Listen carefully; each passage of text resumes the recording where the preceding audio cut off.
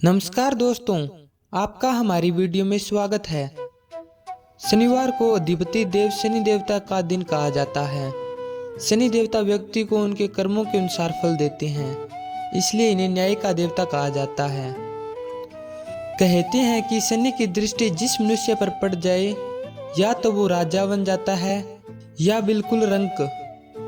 शनि की महादशा का सामना कर रहे व्यक्तियों को शनिवार का व्रत रखना चाहिए, क्योंकि अगर कर्मों के फलदाता आपकी पूजा से खुश है तो आपके जीवन में दुख का अंत हो जाएगा।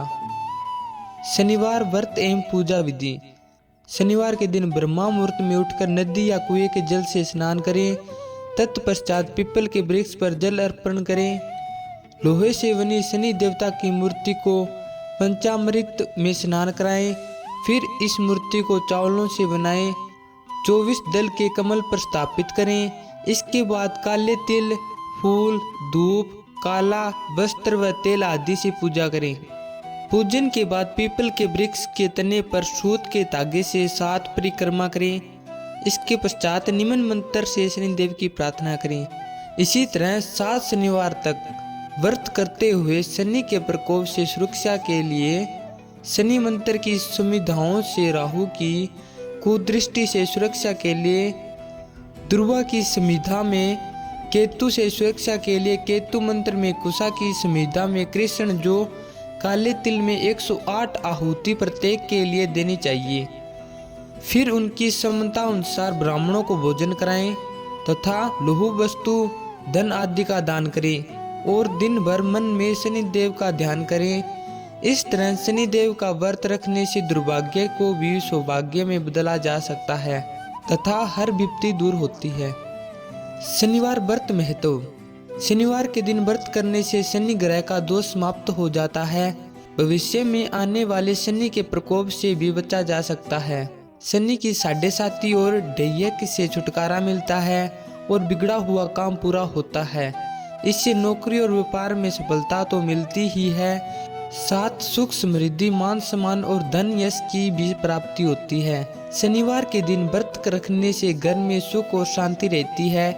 इसके अलावा रोग से भी छुटकारा मिलता है। शनिवार व्रत कथा। एक समय सर्वलोक में सबसे बड़ा कौन के प्रश्न पर 9 ग्रहों में वाद विवाद हो गया। विवाद इतना बड़ा कि पृष्ठ पर भयंकर युद्ध की स्थिति बन गई। निर्णय के लिए सभी देवता देवराज के पास पहुंचे और बोले, हे देवराज, आपको निर्णय करना होगा कि हमसे सबसे बड़ा कौन है।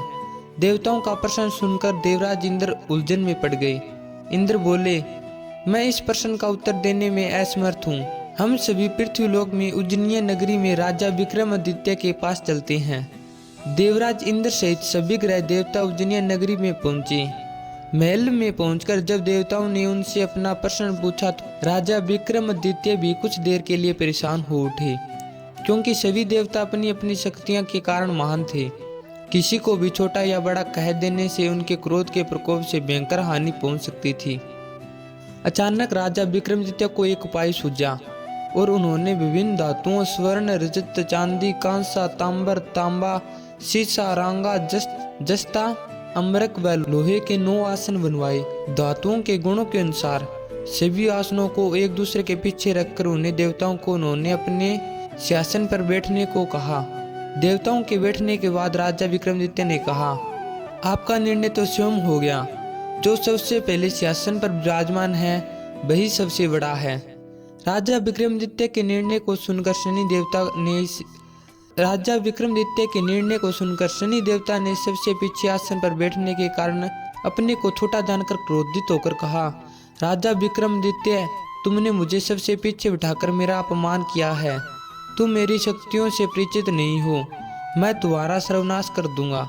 शनि ने कहा, सूर्य 1 राशि 1 महीने, चंद्रमा 2.25 महीने, मंगल 1.5 महीने, बुध और शुक्र 1 महीने, बृहस्पति 13 महीने रहते हैं, लेकिन मैं किसी राशि पर 7.5 वर्ष तक रहता हूँ। बड़े बड़े देवताओं को मैंने अपने प्रकोप से पीड़ित किया है।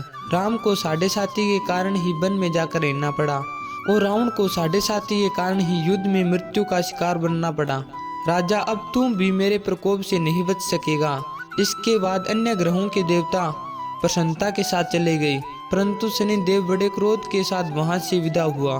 राजा विक्रमादित्य पहले की तरह ही न्याय करते रहे।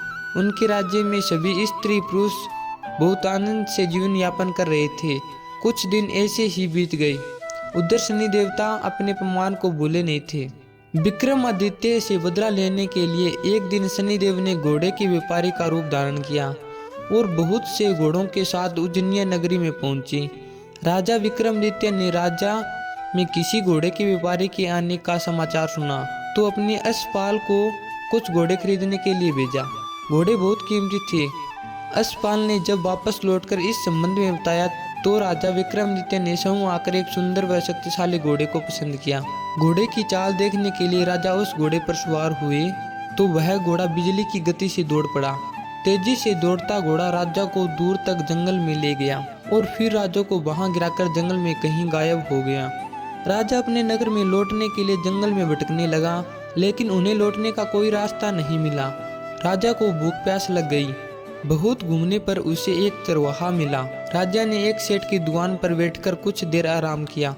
उस सेठ ने राजा से बातचीत की तो राजा ने उसे बताया कि मैं उज्जैन नगरी से आया हूँ। राजा के कुछ देर दुकान पर बैठने से सेठ की बहुत बिक्री हुई। सेठ ने राजा को बहुत भाग्यवान समझा और खुश होकर अपने घर भोजन के लिए ले गया।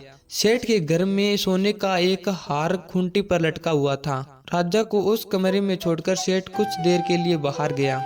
तभी एक आश्चर्यजनक घटना घटी।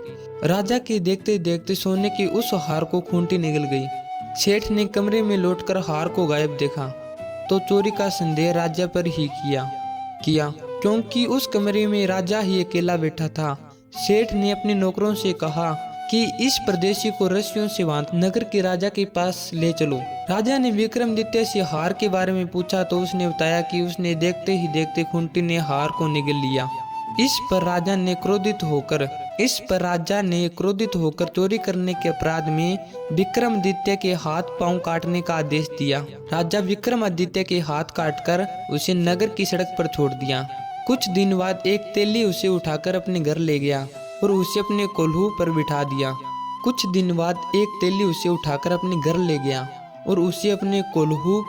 दिया। राजा आवाज देकर बैलों को हाँकता रहता। इस तरह तेली का बैल चलता रहा और राजा को भोजन मिलता रहा। शनि के प्रकोप के 7.5 पूरी होने पर वर्षा ऋतु प्रारंभ हुई।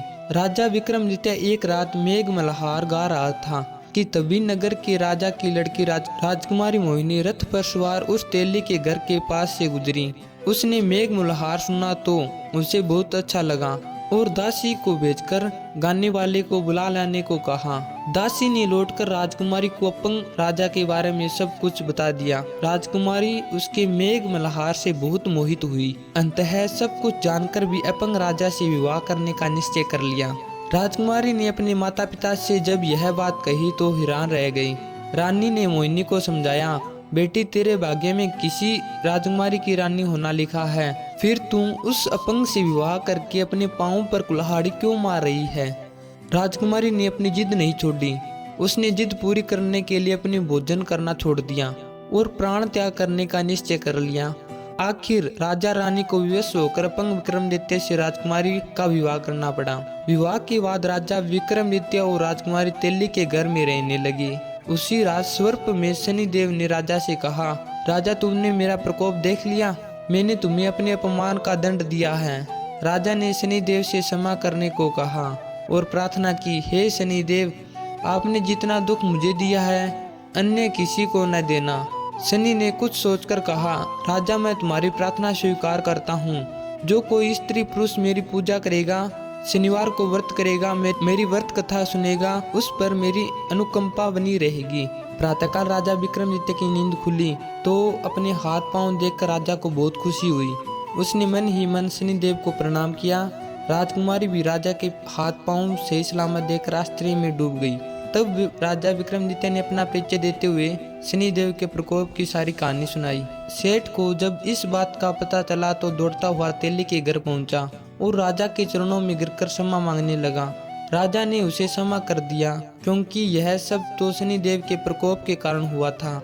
सेठ राजा को अपने घर ले गया और उसे भोजन कराया। भोजन कराते समय वहां एक आश्चर्यजनक घटना घटी। सबके देखते देखते उस कुंटी ने हार उगल दिया सेठ जी ने अपनी बेटी का विवाह भी राजा के साथ कर दिया और बहुत से स्वर्ण आभूषण धन आदि देकर राजा को विदा किया। राजा विक्रमादित्य राजकुमारी मोहिनी और सेठ की बेटी के साथ उज्जैन पहुंचे तो नगरवासियों ने हर्ष से उनका स्वागत किया। अगले दिन राजा विक्रमादित्य ने पूरे राज्य में घोषणा करवाई कि शनिदेव सब देवों में सर्वश्रेष्ठ हैं। प्रत्येक स्त्री पुरुष शनिवार को उनका व्रत करें और व्रत कथा अब से सुने।